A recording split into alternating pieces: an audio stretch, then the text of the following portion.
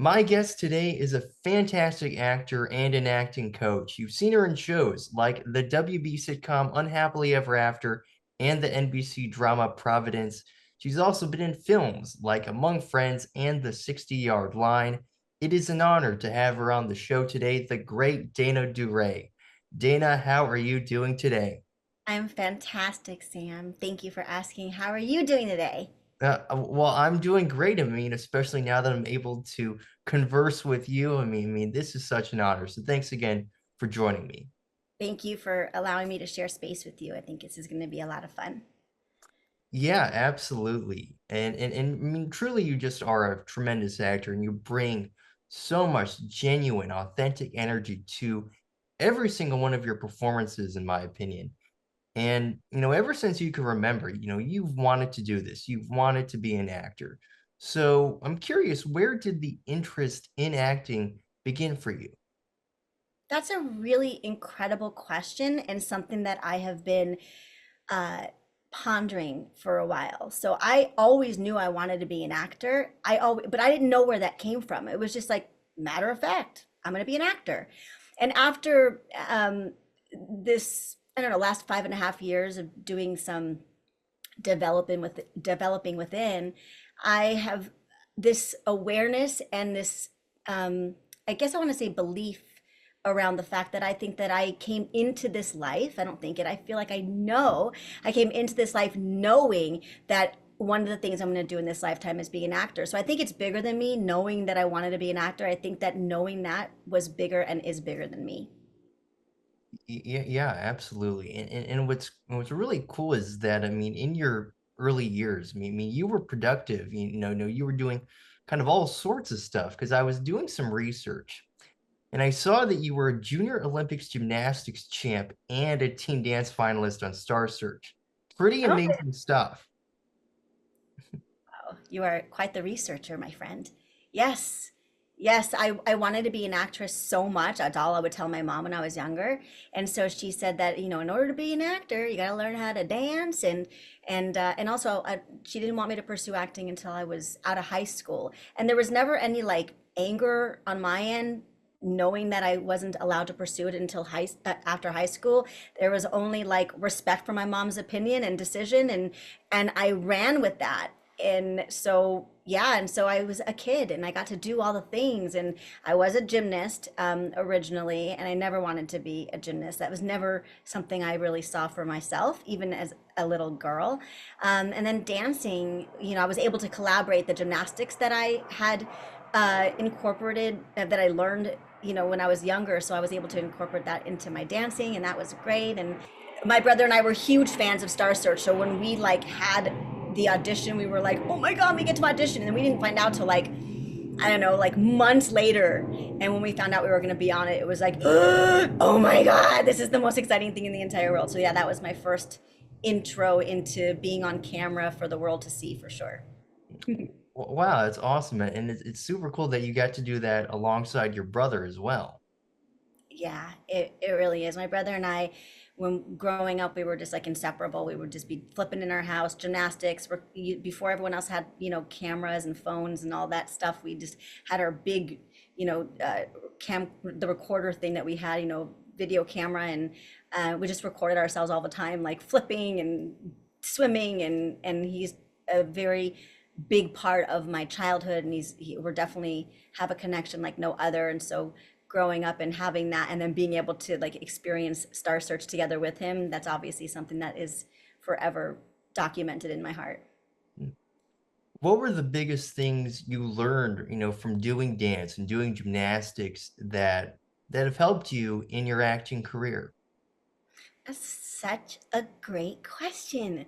I love it. Uh, how to feel comfortable in my body. A lot of actors, and I know I would have been the same, don't feel comfortable in this vessel that they're here to represent themselves in. So if they're not comfortable in their body, it's really hard to step out of their own mind and into the idea of somebody else and express themselves with that vessel. So so it's given me this opportunity to really feel comfortable in my body, and also the importance of choreography and timing. It is all very connected, as we all are. We're all connected. So it, I know for a fact I would never have been able to approach my acting career the way I have if I wasn't a dancer and a gymnast. I just had a very beautiful understanding of how important it is to express ourselves through our vessel. Yeah, absolutely. And I think it's so cool that you're able to take lessons learned from those other fields and then apply them to acting. I think that's so cool. Thank you for that, Sam. I sense your genuine words, so thank you for saying that. Yeah, for sure. And as you mentioned earlier, you really started pursuing acting when you were in high school. You went to a Van Nuys High School. You got to perform in some theater productions, I read. Do you remember what some of the shows you did during that time were? Of course, of course. Well, like when I was a little girl, I did like Taming of the Shrew and Macbeth, and I was Lady Macbeth, and I was, Kate the Shrew, and like I was able to, since I was Cleopatra in my third grade play, like I was able to just create and become these characters when I was a little girl, and it's like so much fun, you get to use your imagination and become somebody else outside of you, and I just loved it so much. And so in high school, I did like Glass Menagerie, and I played um, Laura, that and I really resonated with her. And I was in musicals, one of my favorite musicals in the entire world, and a lot of people don't know about it. It's called Once on This Island. Once on This Island. It's such a good musical. Oh my God. I was a dancer in that. I didn't have any dialogue, but I did Mame, and I was Gloria Epstein from Mame, and I did a lot of stuff in like in classes, and that was the only time I ever really studied any kind of acting, was in high school. And when I say study, it's just really grabbing material and making something from it. That was the only time I really, the first time I really got to experience it was through school, which is awesome. Yeah, yeah. And how fun was that for you? Being able to finally, really get into things and like fully getting into and pursuing acting at that time.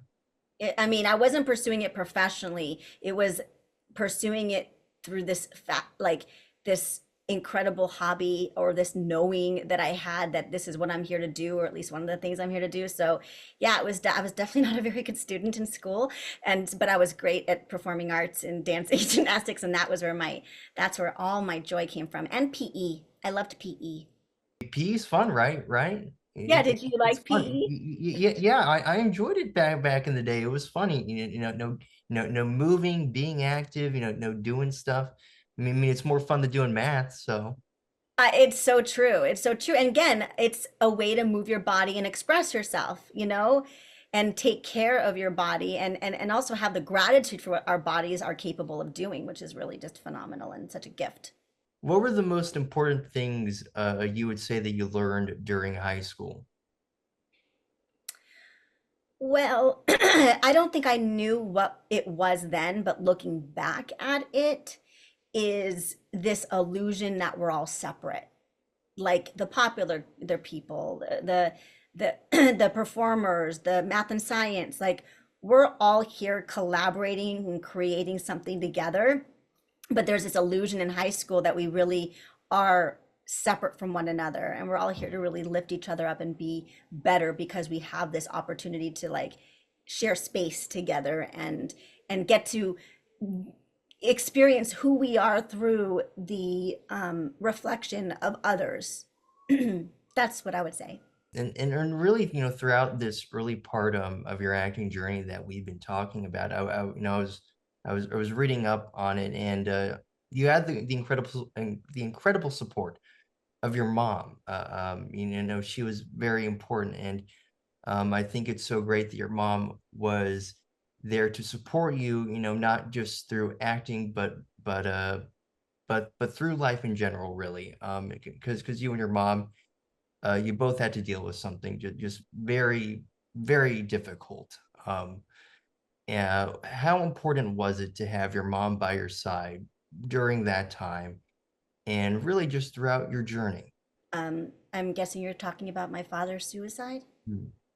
Yeah, Yeah, like yeah. yeah. Um, well, there's a couple different things that you asked. So I will try to narrow it down to how my mom uh, was such a strong being during that time, and what even before my father transitioned, my experience with my mom, what I love and I always thank her for is that she's always been very supportive of me wanting to be an actor. And she never got in my way, even though it's not guaranteed you're successful. It's not guaranteed that you have a lot of opportunities or all the things that are not guaranteed. My mom always very much believed in me and the vision that my mom had about me and around me, how she saw me, I believed her. And so, how she saw me was beautiful. How she saw me was light. How she saw me was, I am the most wonderful woman. And so my mom's opinion of me was a fact. And I've known so many people that haven't had that kind of support from a mom or a parent, and I only have compassion for how someone may go through their life with the lack of love and the lack of support for yeah. So I'm just so grateful that my mom was there for me in that manner. I can really relate to what you just said because because my mom was so big during let's see, gosh, when was this? This was gosh, it's been 7 years now. Yeah. It's been around like what, seven, something like that years since I lost my dad. No, You're it was very sudden. He just, no, it's like, one day I was talking with him on the couch, right? And then he, has a heart attack and he passes away. And it was, I still feel that loss to this day, but I could really relate to what you said about, because my mom was there for me and it was, it was really great, really important that I had her there. And I still spend my breaks with her, during like summer, winter break and everything. So, I'm really extremely thankful for everything that she's done, so I can relate to that. That's so beautiful, Sam. Thank you for sharing that with me. Gosh, you deserve all the support and love. You are just such a pure being and you deserve that love and my condolences to the what feels like so tragic. One moment I mean, my dad took his life, but the we both have in common the fact that in one moment we had our dad and then in the next moment we didn't. And that's nothing that we can prepare for. So Yeah. It's one of those weird things, kind of about life, because I would have never even like expected something like that to happen. And then when it did, it was just so sudden. It's like it was just I didn't even know what to do, when it happened. So and like I said, I still feel that loss to this day. And I know I still wish he was here. do you have a connection with him on the other side? Are you spiritual? Do you believe in that stuff? I know that he's in here. At the end of the day, I know he's in here, and I know and what I try to do really, especially throughout my time in college that I've been going through these past 4 years is if I can just make him proud and do right by him, that's my main goal. Because I wish he was here to see this, to I guess physically be here and see the stuff I'm doing, but I know he's in here, and I know that he's proud of the stuff I've been able to do. 1,000,000%. And I'm under the strong awareness that they are there. On the other side, it feels like impossible and it feels like something that our human brains can't understand. But if we can just recognize that that veil, there is no veil for them, and they are helping orchestrate our lives, and they're there in all the important moments. That's how I feel it. And I believe whatever we believe is right. So it's true. Yeah, and and I'm pretty sure, no, I think your father is extremely proud of what his daughter has accomplished. I mean, not just as a great actor, but really as a person. I mean, obviously with your coaching and everything, you're making a positive impact in the lives of others. And, really from what I can see, and from, all these, no, I was checking out your Instagram. You're always posting these text messages from your clients, right?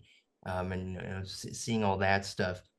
I think you're not just helping them be better actors, which is one thing, but you're helping them be better people as well. And, I'm sure he's just amazed by the things that you've done. Thank you, Sam. I am so receiving that.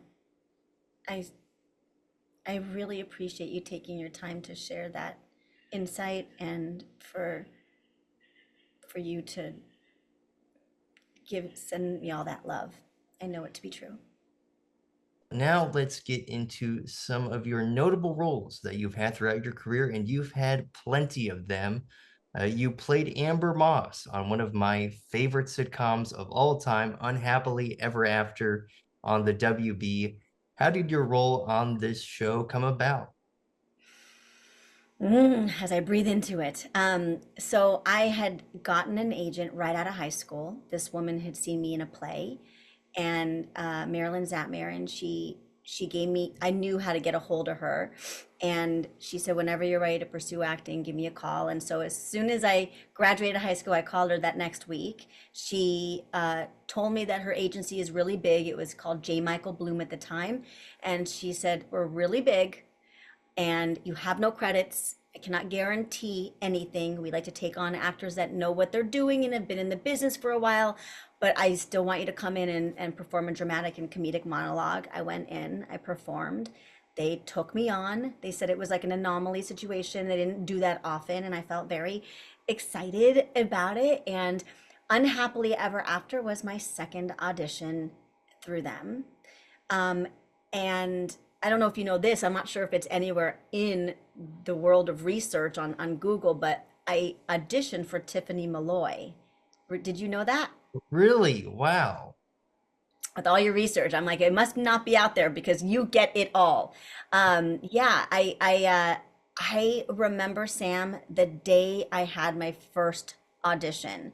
I don't know if you remember, you're not old enough to remember Thomas Guides. Do you know about them? No, what's that? I love it. Thomas Guide is like a fat like book, and it's a map how to get anywhere. We didn't have navigation systems then. So my brother wrote down how to get to, take a left on this street, take a right on this street, take a left on this street, like all the directions. I remember what I wore, I remember everything. And Sam, even though it was at the WB and very easy to get to, it was a very big challenge for me driving when I first started. I got lost. And so I was almost an hour late for my audition. And when I got it, and I'm crying, like all the things. And when I got there was nobody in the waiting room. And there was a woman getting her lunch, and it was the casting director, Tammy Billick, or Bullock. And she's like, "Hi, honey, you're late." And I was like, "I know, I got lost." And I was like just crying. And she goes, "Just gather yourself. I'll be in there eating my lunch, have some water, knock on the door when you're ready to come on in." So I said, "Okay." So I gathered myself. I remember everything that I studied, that I created. And then I knocked on her door and I gave her my picture and resume. And Sam, I remember this so vividly. The first couple pages while I was reading, she was reading her lines and looking at my resume at the same time, reading her lines, looking at the resume. And then the big Tiffany Malloy monologue comes, which, by the way, I still know by heart. And I start to deliver it. And she goes from looking at this and that and slowly looking up at me. And I remember thinking while I'm reading, "Oh my God, she liked something. Something's good right now." And then when I was done, she's like, can you do that monologue that ends in the end of page 3? Can you do that again? Just that part? And before I could ask her, like, do you want me to do anything? And she goes, and don't do anything different. So I was like, okay. So I did it again.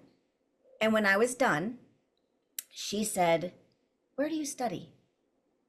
And because Sam, I was so green and I didn't know what that meant, I literally, my response was in my bed. And I do it right before I go to sleep. And then when I wake up, I know all the lines by heart. And she giggled and she went, and she grabbed my headshot and she wrote callback. But while she was writing, she said, you, my dear, are refreshing. And she put my headshot aside. Cut to my callback. I was very much on time. I was early. And I walk in, and there is a huge waiting room filled with tons and tons and tons of girls. And so many that I recognized from TV. Like, oh my God, I saw her on TGI Friday, and I saw her on, I knew, I recognized people. What I found fascinating was I sat there waiting after I signed in on the sign-in sheet. I sat there and listened because these doors at auditions, and any actor, if they're watching, they know that you can hear, most of the time you hear people's auditions. And since I was so new at it, after each girl, and I recognize a lot of them, every single actress gave the same read. And I remember thinking in my head, okay, you, my dear, are refreshing. You, my dear, are refreshing. If I wasn't late, I'm a strong believer of this statement that I've just recently heard in the last handful of years. Things happen for us. Things don't happen to us. I was late on purpose. I think it was God orchestrated. Maybe my dad, Sam. I was late on purpose because I'm so easily influenced. If I had gotten there on time on my first audition, and I had heard everybody do it the same, I don't know, but I may had done it the way they did it because I didn't know that I wasn't allowed to do it my way. So I got a call back, and this was a time where auditions, you would go in like 4 or 5 or 6 times. Now you get put on tape. Maybe you have a call back before you meet the network. But I had like one call back after another call back after another call back after another call back. And I just kept getting called back. And then it was between me. I was told from my agency, okay, you're going to network. You go there early. You sign a contract. You see how much money you're going to get. And it's between you and just a few other girls. They didn't know. They thought maybe 5. But I go there, and it was at this point, when I get there, I got there early. Now I learned my lesson, Sam. I'm never late. But I got there early, and it was me and this girl, this actress named Marnie Peterson. I think she is now Marnette Peterson. She's this really pretty blonde girl. And then me. And I thought, oh my God, it's just between the two of us, just between the two of us. And then Nikki walks in, and I had just seen her on General Hospital the day, or like the couple days prior. And both Marnie and Nikki had skirts that where you could see their tushy, like their skirts were so high. And like, since you did the research on me, yes, my dad transitioned, and he chose to end his life because of money. We had none. We had gone through bankruptcy. And like, I'm wearing like a hand-me-down skirt that went down to my toes and like this like shirt. I didn't feel very sexy after Nikki walked in. I was like, oh no, the two of them. And then they both kept going to the bathroom and making their skirts shorter. And I was like, oh my God, this sucks, man. I was just like, the not having control over the booking was everything. I was just like it was taking over my soul. But anyway, we got put into a room, and they called in Nikki first, and I could hear her read, and it was good. Then I heard Marnette, and I could hear her read, and it was good, but I knew mine was even better. Like it's my mom. It's my conditioning of my mom. You're the most beautiful, you're the most talented. So thankfully, because of my mom's encouragement, energetically and verbally, I was gonna still book it. And I went in there and I nailed it. I was very, very proud of it. We sat outside, and then the casting director came out and said to all 3 of us, but only looking at Nikki, thank you very much for coming in. You guys can leave. I was there. She's looking here. Why isn't she looking at me? You know? So I remember going to my car. This is pager time. You probably don't know this time. There was no cell phones. And I just kept pulling over and calling my brother because I was living at home still. Have you heard anything? Have you heard anything? Have you heard anything? And he's like, no, no, no. I kept, every like 5 minutes, I kept stopping off at a payphone. Anyway, we know what happened. I didn't get the part. And I thought my life was over. Like, I was like, the life is over. And then 3 weeks later, I was at my friend Chelsea's house at the time. My pager went off, and it was my agent. And I called her, and I thought it was an audition, you know, and I hadn't had another audition since Unhappily. And she's like, "Hi, Dana. I have some good news for you." I said, "You do?" And I thought, oh, maybe this girl couldn't do it, and it's now my part. And she said, they loved you so much, they would love to bring you back on the show, on the pilot, to play the best friend of Tiffany Malloy named Amber. And Amber was in the sides when I auditioned for it, so I knew who that was. I was like, "Are you serious?" Like, it was the best moment of my life. And she's like, "Do you want to take it?" I'm like, "Let me think about it." Yes, you know? And so, yeah. And then I did the pilot. I was on the show for 3 years. Every single episode, I had zero idea if I was coming back the next week. They didn't give me a contract. So every single week, I didn't know if I was coming back. But yeah, that's how it started. Wow, wow. How about that? That is an incredible story. Holy cow. Well, I can say this, you certainly made an impression on the show, and because in each appearance, like we've been talking about, right? That infectious energy, it just shines through on screen every single time. It's yeah, Wow. yeah. Thank you, Sam. Very vulnerably, I will share that I feel like Unhappily is the worst work I ever did. I was very fearful and very scared, and acting in school was a hobby, but now acting is an opportunity to take care of me and my family. So money became a part of the equation, and it played a big part in how I developed anxiety. So I appreciate you seeing beyond that. Yeah, of course. Yeah, yeah, and the primary the main people you really shared scenes with were Nikki, obviously, we've talked about, but also Kevin and Ant as well. What was it like getting to kind of, work with all of them and share the screen with them? Yeah, that's a great question. First of all, are you going to interview Anne? I was thinking, I'm like, oh my God, is he going to contact Ant? I would love to. That would be amazing. Yeah, yeah, I'll have to reach out to him at some point. Yeah, I can even put in a word for you. Um, Working with Kevin and Ant and Nikki, we all came from different places, Nikki had been pursuing acting since she was a little girl, and so that's the world she knew, and she's going to be her reality is very different than my reality. And was a lot older, and his reality was very different than my reality, and Kevin's the same. And so sharing the screen with them, let's put it this way. I would get so excited when they would say action, because I had the opportunity then, like, to not feel shy and become Amber. I feel like my I was Unhappily Ever After, while it was a fantastic in so many way experience, it was also, I watched your interview with Alan Troutman yesterday before I went to sleep. I was like, oh, I wonder if Sam has any. And I loved that you interviewed him. He's like one of my favorites. I loved him so much as a person. And Bobcat, like those two, Bobcat and Alan, I felt really connected to. Those were my people.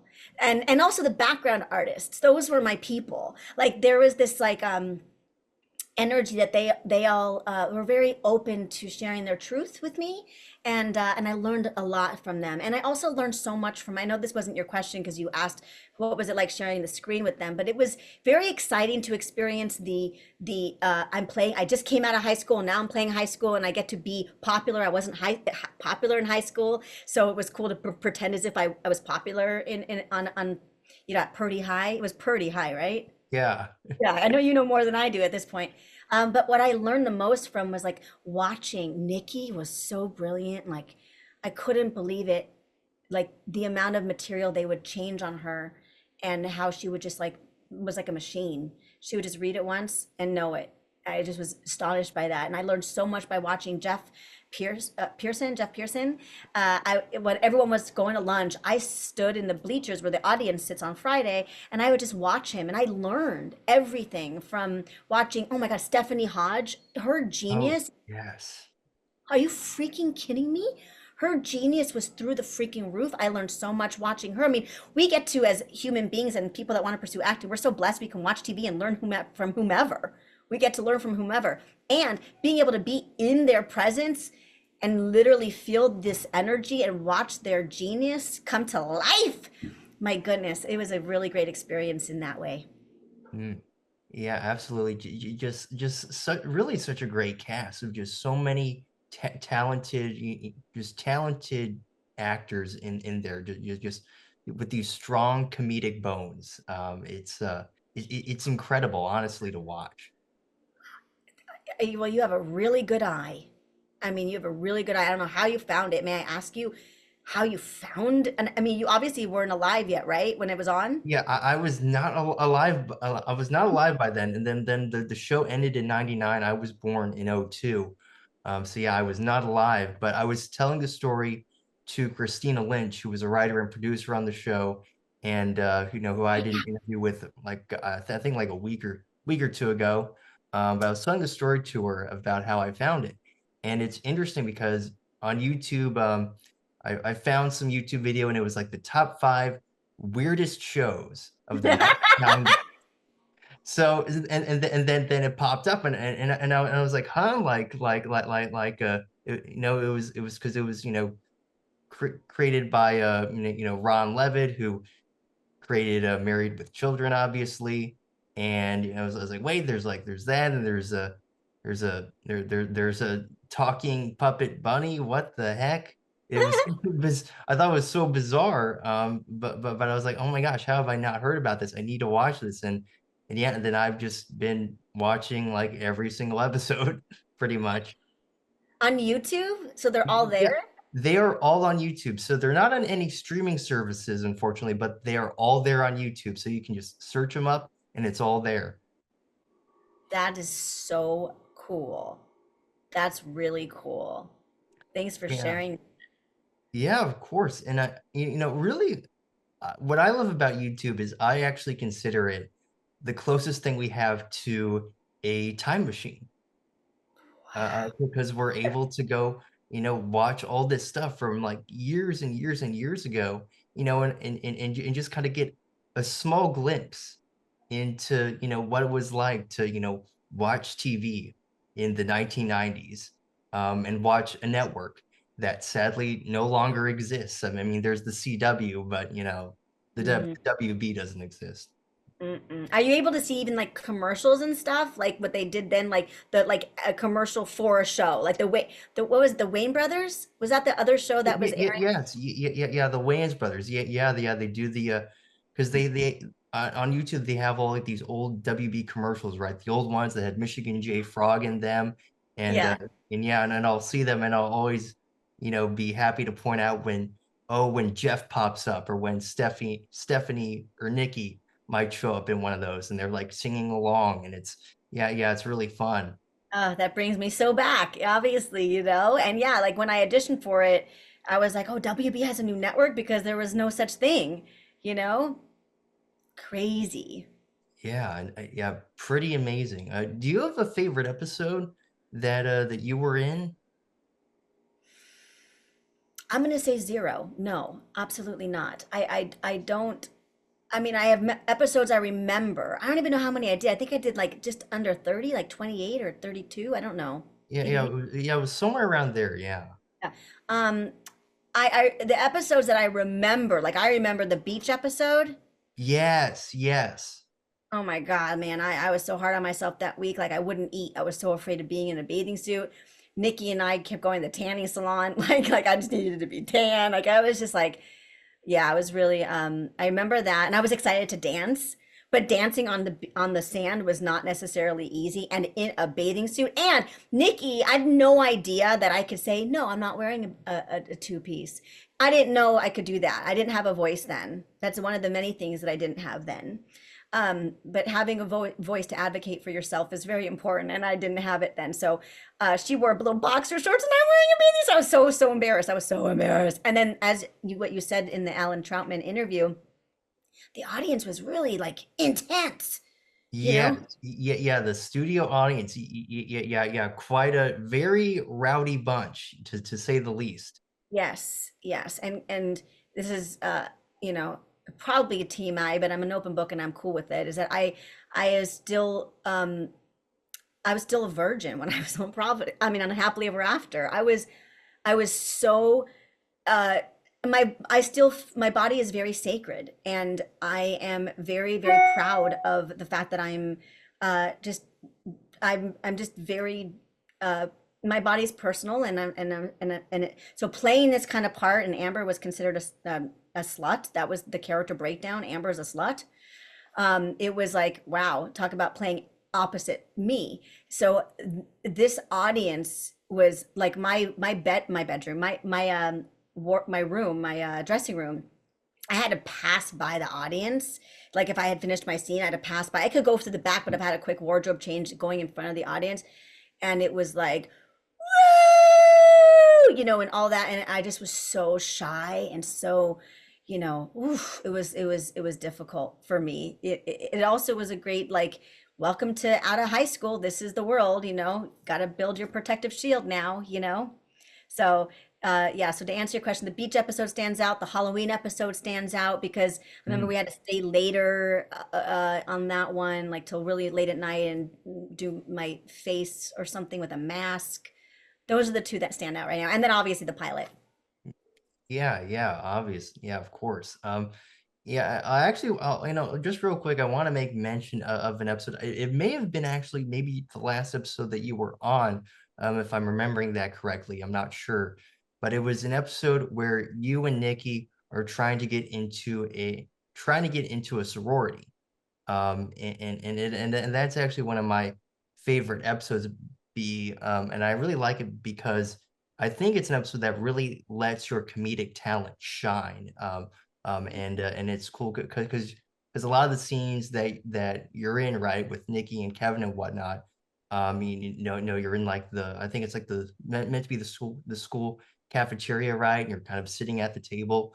And what I like about the sorority episode is that you're in a ton of scenes. You're even on set in the house, in the Malloy's house. But yeah, it's one of my favorite episodes. That one always sticks out to me because I think it's a real just overall showcase for your talent, and you do such a great job. Sam, thank you so much. Thank you so much. Like I really appreciate that so much. And it's bringing back a whole bunch of memories now because while it was an extraordinary experience to play on a TV show right out of the gate, there were a lot of things that was not necessarily easy for me, which was they kept bringing lessening my part. So that my part would be big in the beginning of the week, and even sometimes, um, I'm not sure if the Christine you said you spoke to, Yes. yeah, Christine or Alan shared this or not, but we filmed 2 episodes on a Friday, and so sometimes on the first episode, like I still had a lot of stuff, and the audience really reacted to me in the best way, and it was like, oh my God, I'm cool. Oh my God, I feel so cool. But then by the second episode, they took everything away. And so all of a sudden I have one line when I had like so much more. And it was hard for me not to let it get to me. And this sorority episode, they didn't take it away. Like it was a big part, it was a big theme and they couldn't. And it felt really good to be able to perform. And then, like I said, they didn't put me on a contract on that show.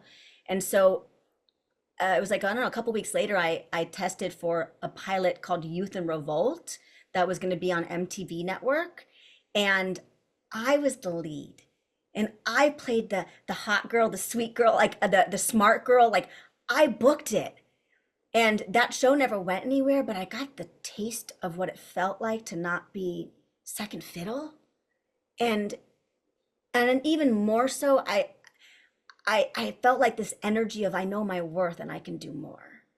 And so yeah, energy. I can't even remember. I was thinking about this in the shower.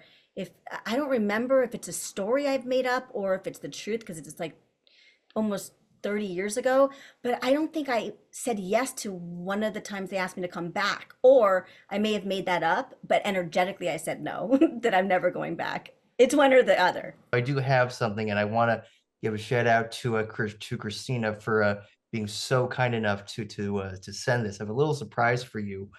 Um, do you recognize this guy? Can you see that? He gave you Mr. Floppy? Yes, yeah. Let me do that. Yeah. This is a it's Mr. Floppy. Yeah, Christina was so nice enough to send me Mr. Floppy. So did you do the Alan interview before Christina? Yes. Okay, because I remember him saying he has a Mr. Floppy. Oh my God, you have Mr. Floppy? Yep, right here. That is Yeah. awesome. Sometimes I would go sit in that basement and just talk to him if he was there. He was often not there, but because he was in his little, home box. But sometimes if he was there in between something and it was just me, I would just talk to him. I felt very connected to Mr. Floppy. Yeah. It's yes. So just brilliant. I hope that maybe if I stare at him long enough, maybe Bobcat's voice will start emanating. Our imaginations are real, so bring it. Yeah, absolutely. So you mentioned that MTV show. I mean, so I'm curious. What was that show about? Do you remember what sort of the plot was? It was called Youth in Revolt. It was a pilot, and they've done a movie since. So I don't know if you saw the movie before. Youth in Revolt. Really? Yeah, they did the movie, but I just knew my part. This is something that I do often is I just get really immersed in my contribution to the part and whomever is opposite me and learning that. So like what I remember about Sheenie Saunders, that was the character that I had booked, was that she was very, very intelligent and she said words that Dana Daurey didn't know. So it was um it was fun to practice that. And she was the popular pretty girl, and she can get anything she wants from the guy, and I can't remember his name now, but you can find it in a second. That's what I remember because that was all of the scenes. She was just really smart, and she could get anything she wants. This was the comedic MTV version. I don't know the producer, and I'm forgetting his name in this moment. He died in a tragic boat accident after we shot, and so it was his baby. So it never went any further. And he was also the producer of like 90210 also. Hmm. So yeah. Anyway, little backstory on that. Well, yeah, gosh, I would love to see that pilot. I Me too. wonder if it's out there somewhere. I don't know. I went bowling once and the casting director, it was like, I don't know, like a year later I was bowling and the casting director was like, uh, are you on a show yet? And I was just like, yeah, I guess. Yeah. And he was like, the good ones are always taken. And that was very sweet. And I said, I never seen a version of it. Do you have? And he said, there's no way to get a hold of it. Like, I guess the guy, I think his name is Barry, but I'm maybe wrong. But it was his baby and he passed and his wife wouldn't let it out. I don't really know. I could be lying. I don't even know if that's true, but I've never even seen it.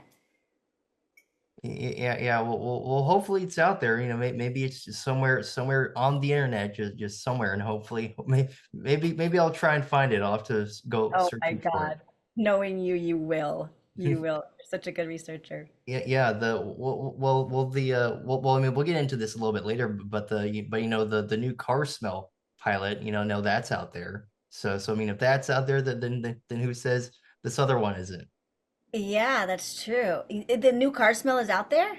Yeah. I was able to watch it. Oh my God. I mean, I have just clips of it, but I'm sure I have a VCR tape somewhere. Do you know what a VCR tape is, Sam? Yes, I do. I didn't know. I do know what that is. Um, but let's get into your next, big TV role that you had. This is one of your most beloved roles on Providence as Heather. What started out originally as a guest role turned into being a series regular. So, So how did that come about? What was your reaction when you heard that you were going to be on more episodes than just one? I mean, it was kind of similar to that message. I mean, when I told you that my pager went off and my agent was like, they're asking you there. I remember after, so I did the first episode I did, which I think is episode 10 of Providence. Then I didn't do 11, but then they called me back for 12, 13, 14, 15, 16. They called me back for all of them. And then when we went on summer break, I got a I remember I was with my friend who was traveling from out of town, and I was at the hotel at her hotel room, and my pager went off again. So I called, and I just remember that feeling of like, she's like, they want to put you on a contract. I mean, it's pretty much any actor's dream, you know, and I'm no different. It was the best feeling, you know. I felt very seen and loved and appreciated, and it was an extraordinary feeling. And I was so fortunate to do that show for 5 seasons. And I became that was my family. That show was my family. And what's interesting is that during the audition you did for Providence, you didn't think you were doing great. I mean, you left thinking you weren't gonna get it, right? But you got. You are such a genius, Sam. Your dad is proud of you, I swear to goodness. Um, yes, that's true. So I remember having my first call, and then I got a call back, and then the call back, there were like this one girl. I was like, I just saw her on a sitcom the night before. I was like, then I saw this other person, and she was someone that I recognized that was great. And then I saw this other actress. I know if any actor's watching, of course, there's this compare and despair thing that happens in the waiting room. But I was just like watching her communicate with somebody else, and I thought that her delivery of just talking was genius. So I was like, wah, wah, because I really liked the part. And then when I went in the audition, like I had planned all these things, like I shared, like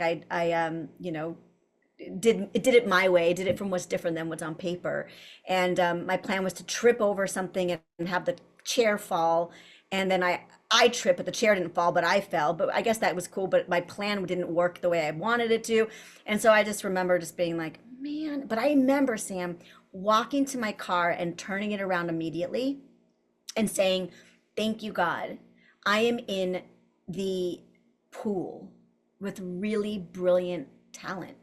And so that means that like I belong there. I'm there. I have to belong. I'm there. So I'm being perceived by casting producers, whomever, as somebody who's doing a good job. So I remember thinking, at least I'm in the same pool as these people.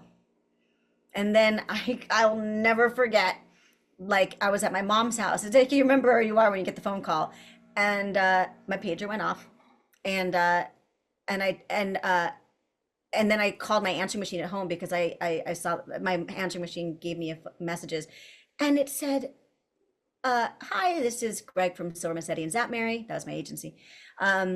Anyway, sorry it's after hours, but you booked Providence, the guest star, so we'll talk about all the details on Monday. What? Like I just like I listened to it like 3 times before I made my mom and brother listen to it. It was just like the most exciting thing in the entire world.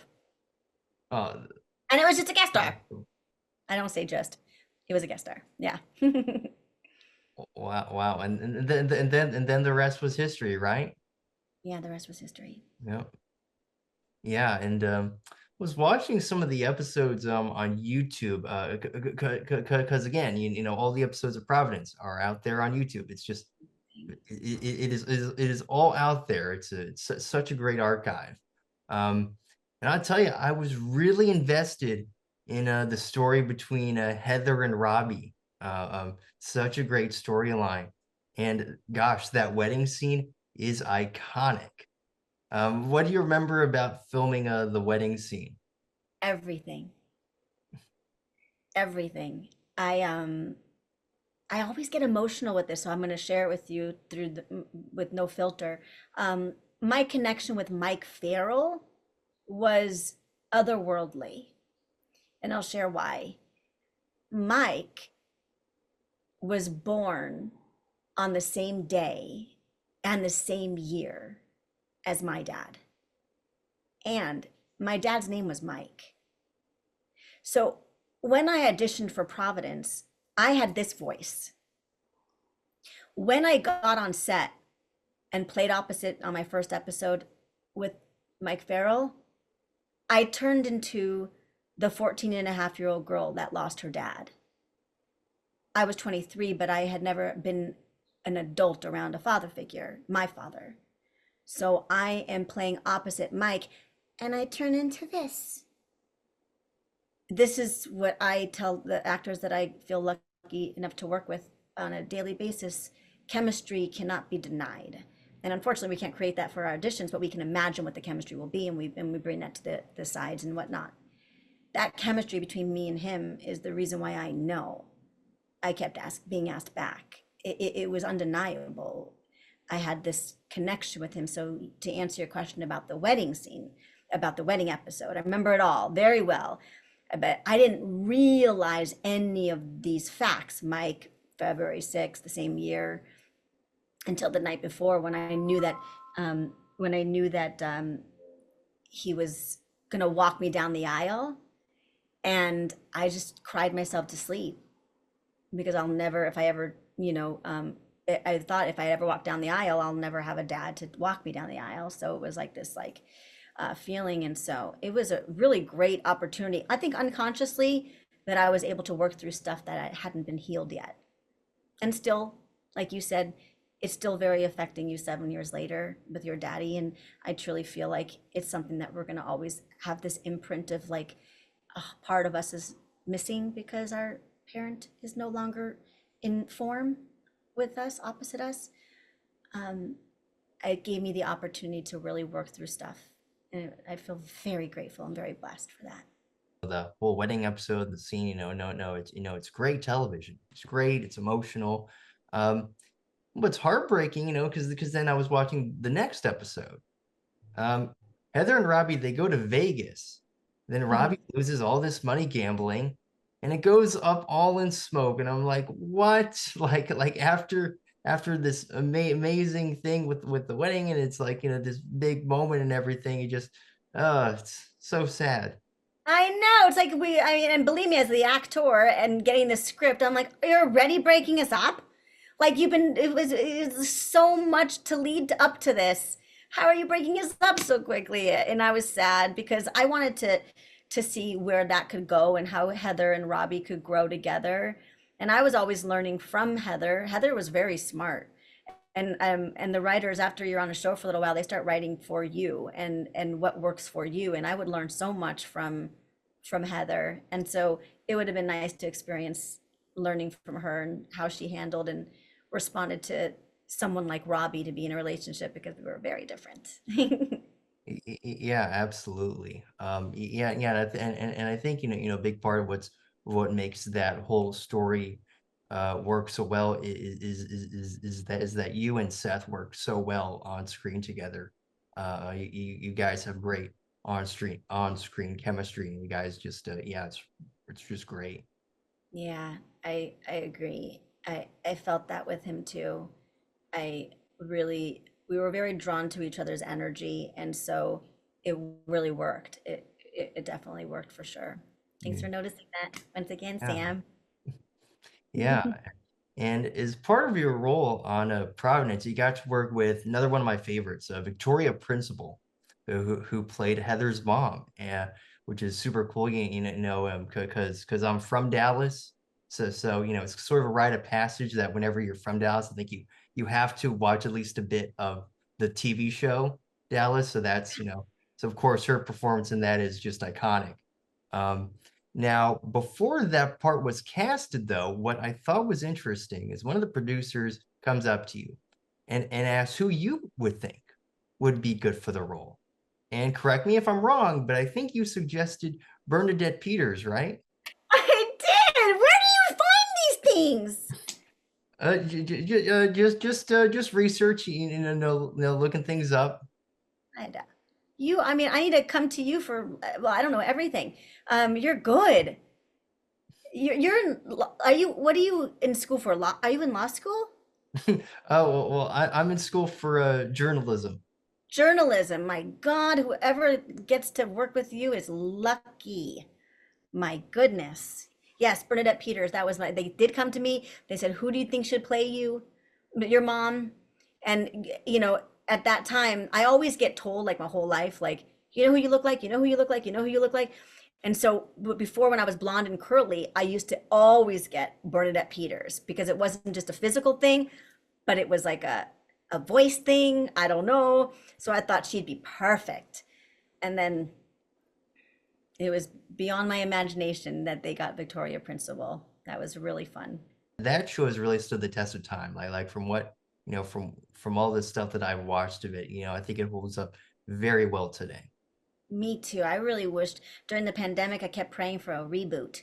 I like really want a reboot of Providence. I really want to be Heather again. Yeah, that would be awesome. Yeah, yeah, we should make that happen. Yeah, I keep praying and putting it into the universe. However, the universe knows best. So if it's not supposed to be, it won't be. Yeah. Yeah. Well, we'll always have the amazing original run at the very least, and That's right. Exactly, Sam. and like I said, it's all out there on YouTube. So whoever wants to, go find it, go watch it. It's all out there. Amazing. I think it just recently got onto YouTube because for so many years there was no way to find it. But I started getting, oh no, and it's airing on some kind because I'm getting residuals. So it's airing on like smart TV or stars or something like that. So because I'm all of a sudden I'm getting emails and DMs and I'm like, how are people talking about it now? And then when I started getting the checks, I was like, oh, this is why. Yeah. Yeah, there you go. Now we actually mentioned this a little bit earlier, but you appeared in a sitcom pilot for Fox in 2005 called New Car Smell. You played the receptionist at the car dealership, and gosh, what a cast this pilot had. I mean, you, Brooke Shields, Christopher McDonald, aka Shooter McGavin from one of my favorite movies, Happy Gilmore, Dave Attell as well, great comedian, and it was directed by David Schwimmer, if you can believe that. What was the experience like working on that? I hope you never get sick of me telling you how good you are at your research, okay? Very impressed. It was amazing. It was an amazing experience. It started off even amazing. So like I had just gotten representation. I had not had a representation. And this manager, I had just tested for a show called Peep Show on Fox, but I wasn't physically what they were looking for because they were looking for someone super tall. So Rachel Boston got that. But they had me on hold. Fox had me on hold for like a month. And then, and it was Johnny Go Lucky's. This is all the random things that you remember. It was his pilot before the year later when his big show came on. What's it called? The Smart People? The Big Bang Theory? Yeah. It was the year before that. Um, God, you're good. And so yeah, and so my manager who I just signed with, he's like, "Oh my God, you're great! Like, you even though you didn't fit the part, you still got to test for it." So and so this part for New Car Smell came out, and the breakdown was like Holly, and she was a model who worked behind the at the dealership behind the desk, like this beautiful model thing. And so my agent pitched me, actually my manager pitched me, and they knew me from Providence, and she's like, "Oh, I love Dana, but she's not right for it." And Jamie's like, just see her, and she's like, "Fine, only because I'll do you a favor." So like I got to go to a pre-read with the casting director on the first day they started doing it. I think I was like the first person to even pre-read. And after my pre-read, she goes, what are you doing in a few hours? Can you come to producers? I was like, sure. So I waited a few hours or whatever, and I remember going into the producer session, and I remember the feeling of how wonderful it went, and everyone was laughing, and I kept having a hole for the laughs because they were laughing at everything I was doing. And then when I was done, my manager called me. Now we have cell phones. My manager called me and said, they are so impressed with you. You blew them away. Unfortunately, you're not what they're looking for, but you blew them away. Cut to 3 weeks later, they'd been they've been doing all these producer sessions, and they called me, and they called my manager and said, even though we've been doing producer sessions for the last 3 weeks, we can't get Dana out of our mind. Can she come to studio and test? So I went to studio, and it was like five girls, and it went down to me and two other girls. And then network was a little bit frightening. Not frightening. It's always scary. It's a little bit scary. You know, it's like you're so close to getting apart. No one told me that David Schwimmer was going to be in the room, and I'm a very big Friends fan and had like this like secret crush on David Schwimmer. So I'm like, are you kidding me? David Schwimmer is here, you know. However, I was very focused, and yeah, I auditioned for that, and then I remember in the parking lot, my agent called and said, "Where are you?" I was like, "I'm in the parking lot." They're like, "Go back." They want to do a chemistry read with this other actor. It's just you. There's the only girl and this one guy. He's the only guy. It was David Walden, the guy who got the part opposite me. And so David Schwimmer pulls this in the room. He's like, "Okay, let's practice it really quickly." And then we're like practicing it, whatever. And then he's like, "Okay, you guys are ready. Go on in." So I went on in and performed it. Our chemistry was awesome. And Fox was laughing, and it was a very, very generous network. Sometimes networks are just like deadpan. So it was really nice. And yeah, and then I got that, and it was, I forgot your original question. What was your original question? Yeah.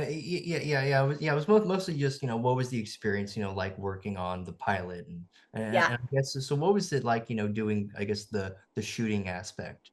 the shooting aspect was phenomenal. I was very scared. Unhappily Ever After was like my, uh, it was my introduction to multicam, and it wasn't a great experience for me. So I developed anxiety on it. So I like single cam. Are you familiar with the difference? Yes, yeah. Cool. So I was not happy that I booked a multicam as series regular. I mean, gonna be straight up honest. I was like, man, why can't it be a half hour one camera, man? I didn't want the audience. I didn't want all the line changes. I didn't want to rehearse all week and get line changes all week and then film on one day. I didn't want it. So I was like, and all my friends and family knew to leave me alone. It was 2 weeks rehearsal for that one. Usually when you do a sitcom, you do it for a week, but I believe it was 2 weeks. And I was really, really, really excited. I kept saying, I'm excited, because our bodies don't know the difference between nervous and excited, but I was really excited. And, and the actual, I mean, everybody on the set, it felt like a family in those 2 weeks. Like Christopher McDonald and I bonded beyond. Brooke Shields bonded. We bonded so much. David Schwimmer was awesome. I was a perfectionist. David recognized that in me, and he wanted me to have more of a fun time.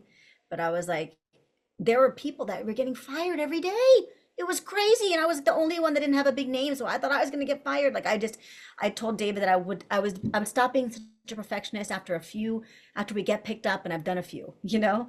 But I felt like what I had control over was what I had control over, which was what I presented every day. So, but the ultimate, I mean, my favorite experience was when we wrapped and it was done, and then I was really proud of my work.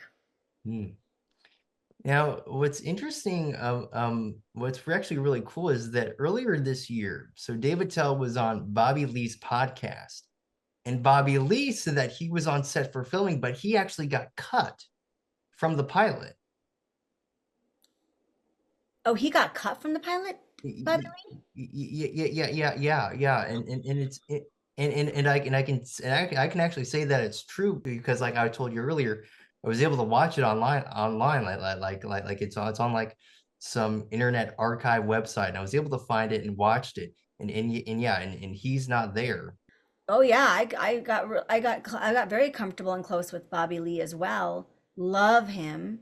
And I don't know if you knew this, but there was somebody else that they fired after the table read and then gave it to Bobby Lee. And that guy I was so close with. I mean, close with. We only had shared table read and then like afterward talking, but I freaking loved him. And I can't remember his name, but he was the guy from Pretty in Pink. The guy with the, did you ever see any of the John Hughes movies? I've seen some of them, yeah. Okay, well, he was in one of them.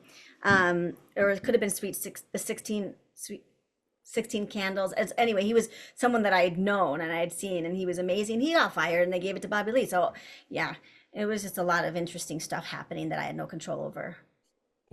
Wow, it's crazy. A lot of moving parts, a lot of Yeah, stuff changed around. Wow. I know. I know. You don't know. So you just get to show up and be your best and take control over what you have control over. And that's all. Yeah, yeah, but it's a like I said, I watched the pilot online. It's really funny. Again, like I said, great cast. I just wish it had become a full series because when I was watching it, I was like, man, there is so much potential here for this to really grow and everything to become a really fun sitcom. And yet, yeah, I guess it wasn't meant to be. It was not meant to be. Yeah. Yeah. Yeah, but we'll always have the pilot. So. I always had the pilot. Yeah, yeah. A really fun half hour. So, Yeah. um, but you're not just accomplished in television. Of course, we've been talking about a lot of your great work on TV, but you've also done some great work in movies as well. And one of your finest performances, in my opinion, I was watching this the other day, a little horror film you did called Among Friends, directed by Danielle Harris. And I was actually really surprised, like watching this film because I'm so used to watching you in like comedic roles, right? And know more stuff kind of along those lines. So, watching you in a horror film, and you give a very intense emotional performance. I thought it was fascinating. And you really showed off your range here, which was awesome. So, what was the preparation like for this role? Mm. Um, how I prepared for that role was every moment, every moment. So like you get a script at that point because it wasn't sides. You get a script, and for me, it's just what am I feeling in that moment. And so my preparation for that and everything else is, um, if we really squeeze the juice out of every moment of every day, then we really do experience life to its fullest. And so it's no different with when you're preparing for an audition or you're preparing to be on set for something. I wanted to have the awareness of what is happening in my heart or in my head in every moment.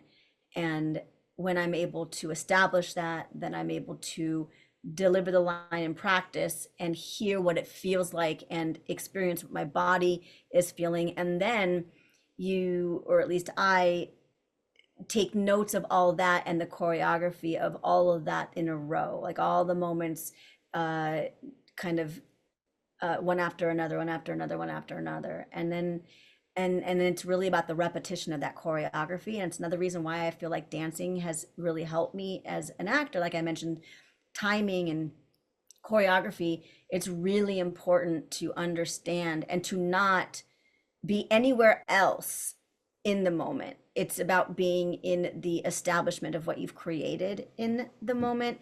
And then the more you repeat it, like if you get in the car and you drive for the first time, it's like, I don't know how to drive, but and it's like, oh wait, oh, to put it in brake, I have to put it in park, I have to press the gas pedal. But then the next thing you know, you've been driving for 5, 6, 7 months and you don't even remember driving to the coffee house because it's become a part of your body. And you just know it by repetition. And so so my preparation for that part was like all the other parts that I auditioned for. I really give it my all. That character deserves me. If I'm going to embody somebody else outside of me, that character deserves me to give it my 100% attention. Are you a fan of horror movies? You like horror at all? No. It's a one word answer, Sam. No.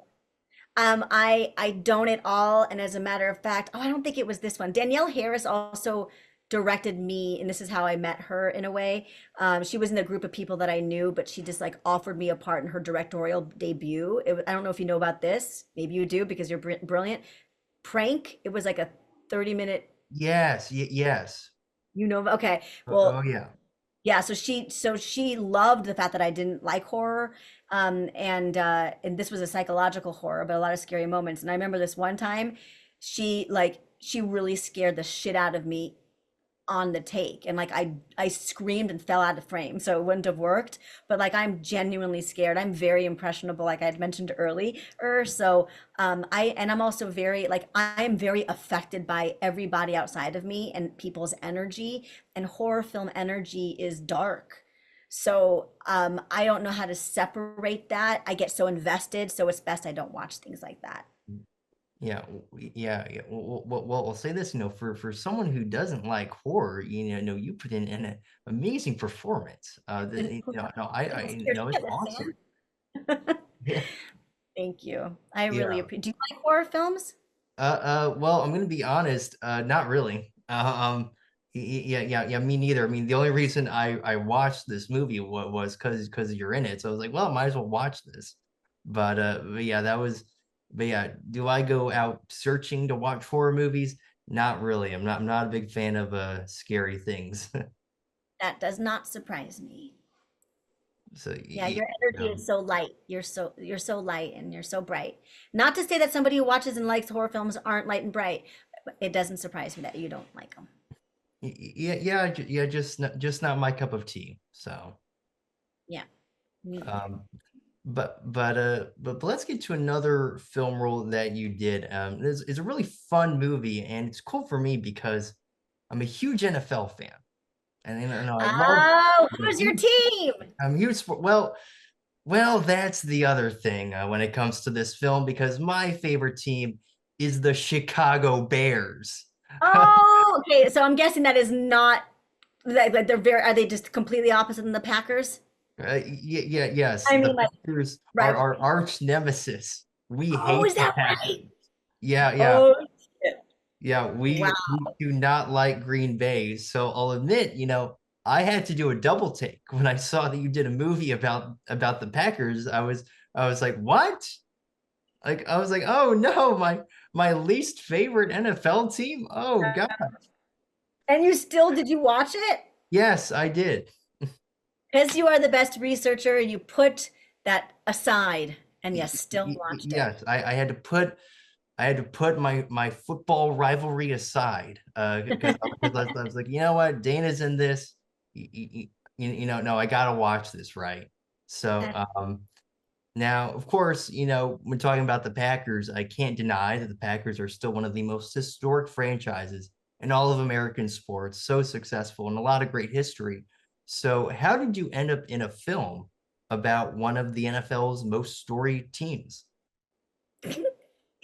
um gosh, I'm always bringing maybe this is why I not maybe this is why I don't consider myself an acting coach or any of that or an acting teacher. I consider myself a audition director. Because a client of mine said that to me years ago, and then I took it on because it resonated with it and it made me feel better. But I'm going to bring up the audition again. So you asked, how did it come about? The audition. So my agent sent me the script, and they said they're having a really hard time finding this person. So in the script, Vanessa, the character's name, the character breakdown was raspy voice, tattooed, and rough. I'm like, okay, well, I can definitely put that on. But I mean, but I won't be great at it, but I will do my best. But I'm a huge advocate for don't try to do what you think they want. Do what you want to do when you're auditioning because you've decided you want to be an actor because you like acting. But then when you fall into the category of like a prisoner to the what you think they want, this joy for acting that you once had is gone. So I read the script and there was no reason why I needed to play her that way. So I played her very much weird. And so instead of raspy voice, I just made her a little strange. And instead of tattoos, I put like four bras on and made my boobs really big. It's like a thing I learned when I was on Unhappily and what I learned when I did Baywatch and all the things, just put on extra boobs. So I made my boobs big. So instead of tattoos, I just had a big rack. Um, and I made her into this character, but a very authentic, real character, obviously not a sitcom kind of girl. And um, and I remember the audition, like there were all these like, rough people like in the waiting room, just like, like waiting to go in. And I walk in, just like in character, with my high heels.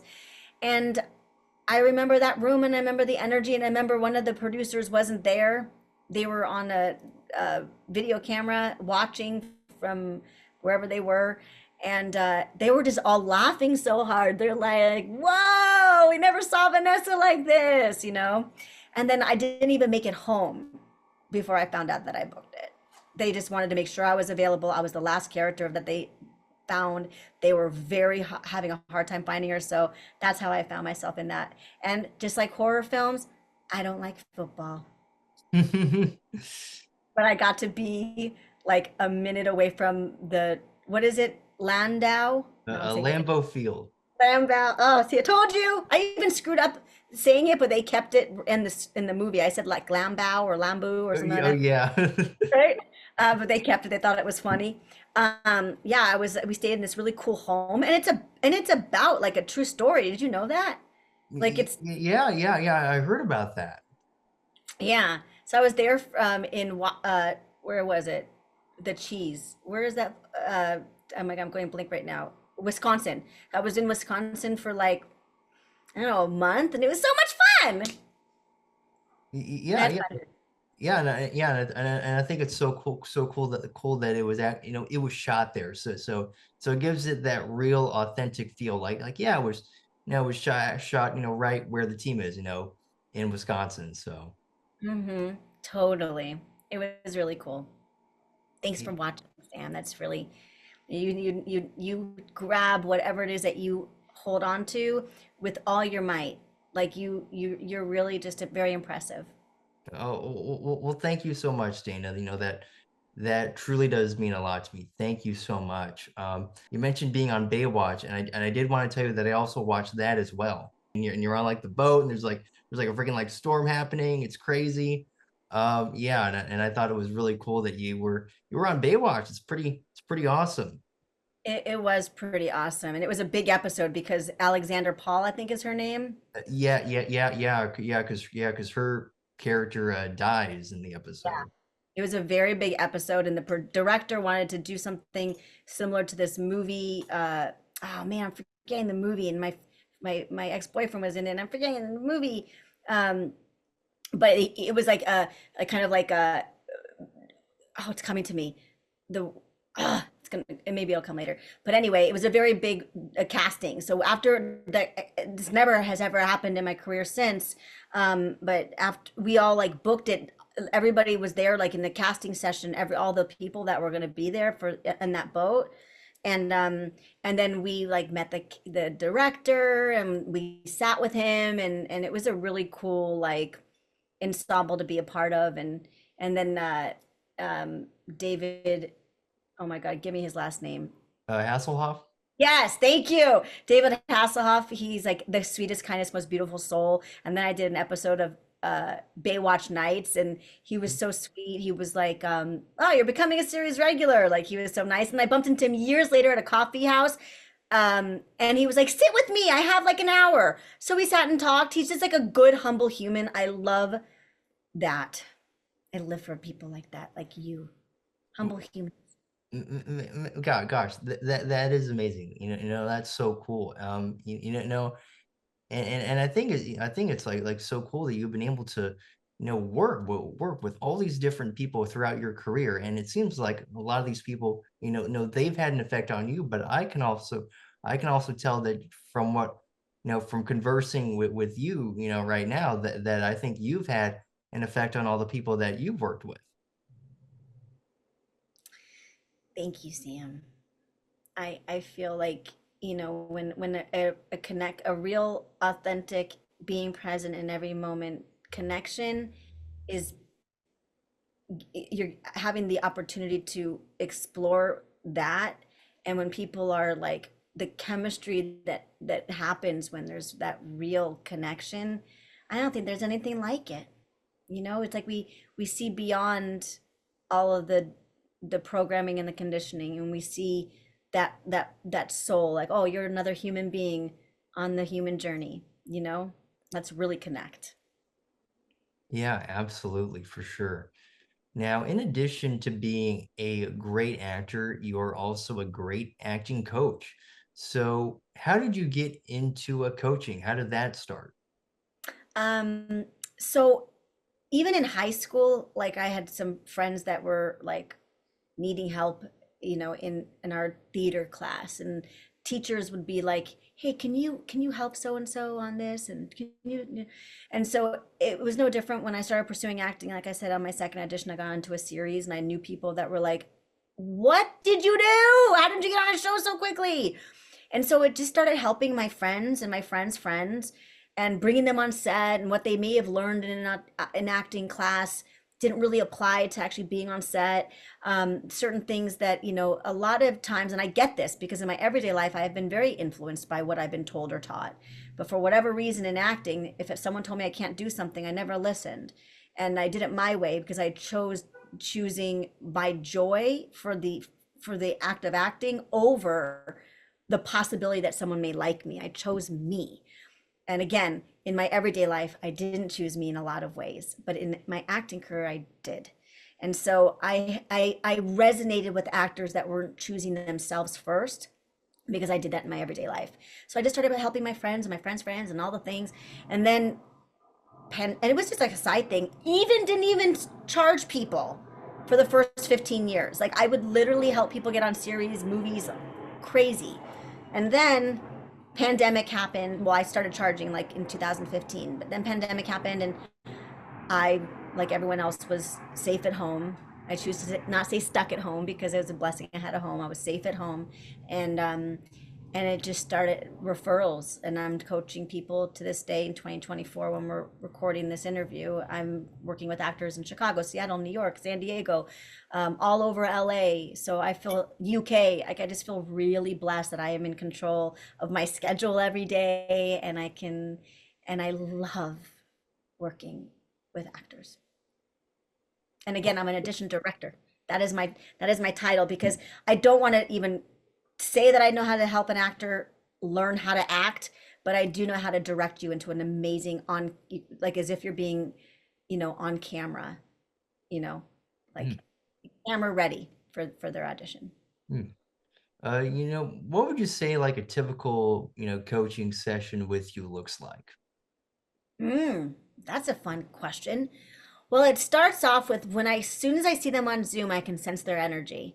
And if their energy is a little off, I make sure that we speak about it first, because whatever's going on within them often bleeds into whatever there is they're trying to create, or, you know, um, and then after that, after we like talk it through, whatever, if I'm sensing something, and then I just always say, hey, show me what you have first, and then we'll start to sprinkle all your magic onto it.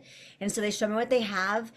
Often an actor, and even like the actors that I work with that are very well known and know what they're doing and have made a good living, they still find themselves, because it's a new character. It's not something that they're on TV, doing over and over again. So whether I'm working with someone who's established or somebody who's green, and believe me, there's plenty of people that I am inspired by, and I am so um, uh, intimidated by, to be completely honest, that I work with, that are just so brilliant. And when we work together, it's every single client's different. If I work with my well-known actors, often it's just a collaboration. I'm just another set of eyes and another imagination that helps, and we just ping pong and we just have a great time. And I feel so inspired by that. If I'm working with somebody who's new, we just work on it in a way where we just establish every moment, and often I can see, like, okay, you're just saying that, but I don't feel what you're feeling or know what you're thinking, and that's because you've phoned it in. So let's get that, let's get that going. And we just really, I was saying, a lot of actors fall prisoner to punctuation prison. It's a phrase that I've created because we as human beings get manipulated by things that we see, whether it's the news or whether it's, anything, right? So it's the same thing with auditions. If they're seeing, oh, there's a period there, there's a comma there, there's a exclamation point there, like they'll stop there, they'll scream there, they'll oh, Lizzie laughs in this, and then that care. So I just help them break free. Now, I'm not disrespecting the writers, but it's so important for an actor to know they're not being controlled by the writers. They're there to collaborate with them. And so I just help them get out of their head and out of punctuation prison. And then we just create. I have this one actor. I'm very, very, a lot of my clients call me like their therapist. I don't share who I work with unless they give me the go. And a lot of them like the privacy. But I have this one actor, you probably know who he is. And he is so talented. I'm very intimidated by him, and he falls into punctuation prison even now after 30, 40 years of being an actor. And then I'll just remind him, let's get and then by the end of it, I'm just like, okay, I'm too intimidated to look at you. Let's go. Like I gotta go. Like he's just an incredible. I look at a lot of my actors like they're silly putty, and I could just morph them into like whatever. And he's like one of them. And yeah. So anyway, that's a little taste of. That's a great question. I appreciate you asking. Obviously, you see, I'm passionate about my answer. Yeah, absolutely. And I think it's so cool that you have that passion, right, for what you do. I think that's amazing. In what ways has your experience doing, various auditions throughout your career helped you with making sure your clients nail their auditions? In what way has it done that? Is that Yeah. um well, I feel like from moment one on Unhappily, me not being in fear of being different and choosing me over what I think they want is, and then me booking that. Well, I didn't get the part of Tiffany Malloy, but in a way I booked that. I beat out hundreds of that, not hundreds of thousands, hundreds, if not thousands of actresses for that part. And time again, I recognize that when I'm auditioning, and I never do what's on paper, again, still respecting the writers, but never doing what's on paper.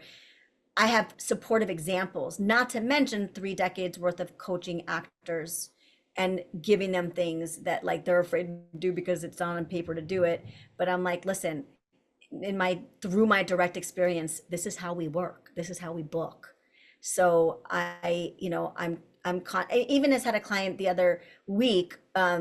She had this audition and the character breakdown was very different than the sides, and the sides that she had were dummy sides. It's a very big show, and they didn't want to give out the real sides like of the script. So the sides were kind of opposite of the character breakdown. And I had a feeling that every actor was going to go do the sides the way they're written, but I told her not to. I told her to really, let's bring in this sweet person, even though this character is being interrogated. Let's just bring in the sweet person. And she was scared to do it, but she did it and she freaking booked it. She booked it. So it's just like, and to me, I'm passionate as you see it too, because sometimes I'm like, oh, I hope I'm giving them good advice. I hope I'm giving them right advice. But if the advice comes from your heart, the advice is that it's right. And my advice always comes from my heart. So yeah. What do you find most rewarding? Um, like what do you find most rewarding about coaching? Honestly, when someone trusts me, when someone keeps reaching out to me and trusting me, I think that is the ultimate compliment. And it makes me like I can, I mean, from every ounce of my being, when a client that I work with books a job, I don't think I'm more happy when I book a job. I think I am just as I think I'm just happy and just as happy. It's so rewarding. And when I watch an actor, like a lot of actors will come with me like, I don't know what to do. I don't know what to do with this. I don't know what they're looking for. I don't, and then by the end of the hour, they're just so stoked to put themselves on tape because they're just like they've embodied something really fun that they're excited to work on and work and be. That's so rewarding. Yeah, so that. Whenever you receive those messages, I got this part, or thank you so much, for your help, for your advice, and for all of that. I can only imagine just how good that feels. Yeah, totally. I mean, I mean, I feel the same probably how you must feel. Like when you're interviewing someone and then you start whipping out.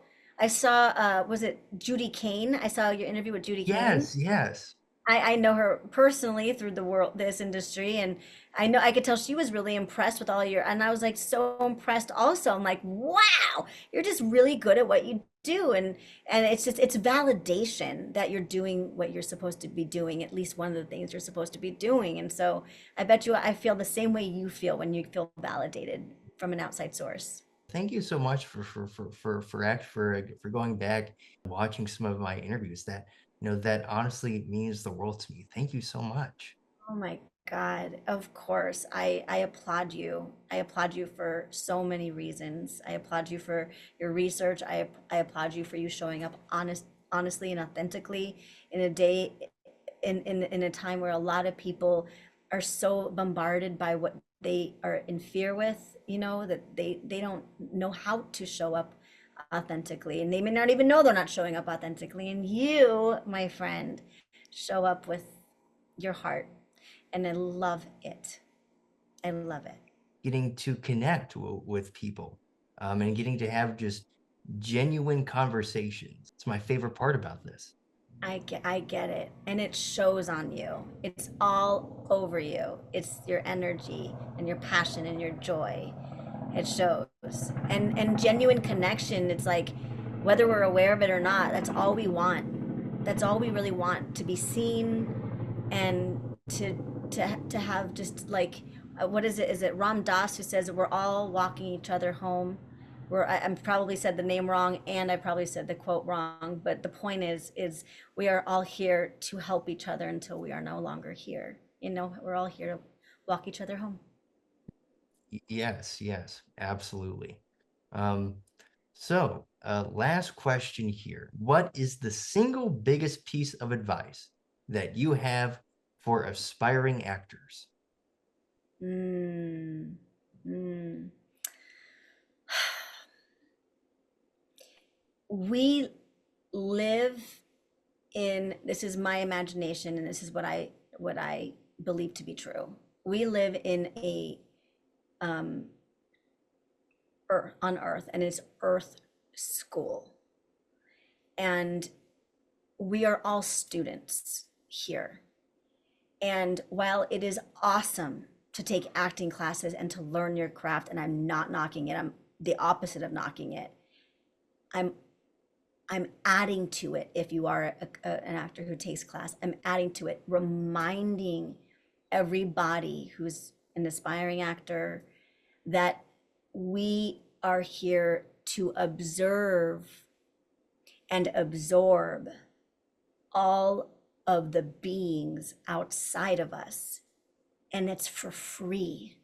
So whether it's your family or your friends or a TV show or a movie, we have the opportunity to take on by our observation the beings that are making a living as an actor watching TV shows and movies. Or like I told you, when I auditioned for Tiffany Malloy on Unhappily Ever After, the hot pretty girl, I had just come out of high school where I was absolutely not considered pretty and I was absolutely not considered popular. And yet I beat out hundreds, if not thousands of girls to be a pretty popular girl on frickin' TV. If I believed how others perceived me, I would have not been able to jump into my imagination and learn through the cadences and the characteristics and the body movements of others. So on that first audition with Tiffany Malloy, I watched popular pretty people. I also, this girl in high school was popular and pretty, and she was kind of like a bitch. And I say that nicely, but it was like I just played her just now. And like I just took on what I observed and I absorbed it and then I became it. So the message I have for any aspiring actor is you don't have to take class to get a good idea of how to become somebody outside of you. You're able to take things that you've seen or experienced throughout your life, and then you're able to apply that to acting. I think that's so cool. Thank you, Sam. I mean, a lot of times if I do a video on, I haven't been on Instagram since October of 2023, but I think I'm going to get back. But a lot of times when I do these like inspiring videos, I'll get a DM saying, I'm not even an actor and this applies to me. And it doesn't surprise me because as an actor, you're creating somebody else. And we are all bodies experiencing this human journey, we're all spiritual beings having a human journey. And so, of course, it's going to relate because we're all beings, So as an actor, you're creating a being. Yeah, absolutely. Yeah. And your Instagram account is awesome. I love all the content that you post on there. It's really inspiring stuff, just like you have been during this interview, just so genuine and authentic. Thank you, Sam. Thank you for seeing me. I Yeah, absolutely, absolutely. And and I'll just say this, I've done a lot of interviews, right, for this show, and I can definitely say that this is one of my absolute favorites that I've done, being able to talk with you. Yeah, just such a wonderful experience. thank you. Thank you. I do not take that lightly. I know you've interviewed a lot of people, so I'm taking that in. It's going to go in my gratitude book tonight. Thank you for saying that. Dana, thank you so much for joining me today and letting me converse with you. An absolute honor and a privilege. Thank you, Sam. Thank you. And keep being inspired. Inspiration looks really good on you. And you're leading by example.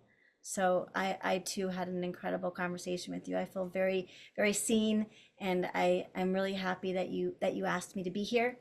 And please reach out if you have any questions about anything, if I can help in any way on your journey. I don't know, I don't have a lot of business connections or anything like that, but please consider me a friend. Reach out whenever you want.